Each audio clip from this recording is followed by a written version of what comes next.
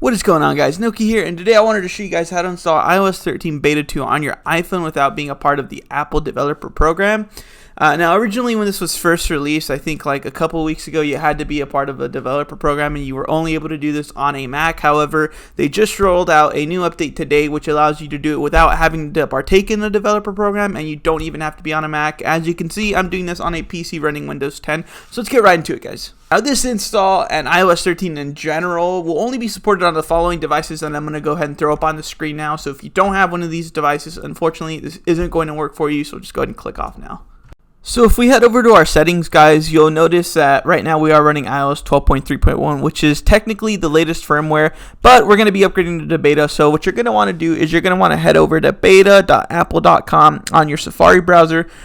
Once you get there, you're going to go ahead and click on the sign in option, which is going to be located on the bottom left of the screen under the already a member section, or it'll be on the top right hand side as well too. Once you sign into your Apple ID, you'll have a couple of different options depending on what device you're trying to download the beta for. You're going to go ahead and select the device that you want. You'll have a couple of different options, Mac OS, and if you do want to do Catalina on your Mac, if you want to do it on your iPod or iPhone, iOS, and then you have your iPad OS if you do want to do it on your iPads.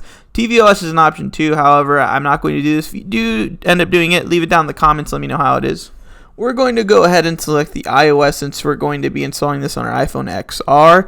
And from there, you're going to go ahead and scroll down slightly to the Get Started section. You'll click on the Enroll Your iOS link that is colored in blue, which will ask if you want to go ahead and allow the download of the profile needed to install iOS 13. I do recommend backing up your device. That way, in case anything does go wrong, you can always revert back to the last time it was working properly.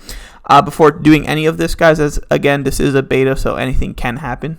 Once it has been downloaded, you'll get a confirmation message, and if you head over to the settings after, you'll have a new option under your iCloud information tab that will be titled Profiles Downloaded. Click on that, which should bring up the profiles, and once that comes up on the top right hand side, you'll select the install button, which will prompt you to restart your phone soon after. Phone has rebooted, head over to the settings, general, and software update, and now you'll see that you have a pending update for iOS 13 public beta. Click install, and once that's done, it'll begin to download as well as install the beta, and from there, guys, you're pretty much going to be good to go. It's pretty simple and fast. If we head over to our settings, you'll see that we now have iOS 13 beta 2 installed on our device, as well as the cool new iOS features like dark mode and all the new apps that I'm going to be showing you here in a bit.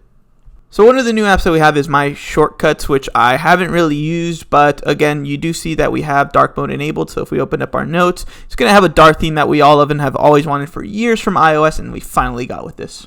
Anyway, guys, thank you so much for watching. If you have any questions or need assistance with the update, let me know down in the comments. Be sure to drop a like and subscribe if you enjoyed the content as well as found it useful. Thank you so much for watching, and peace.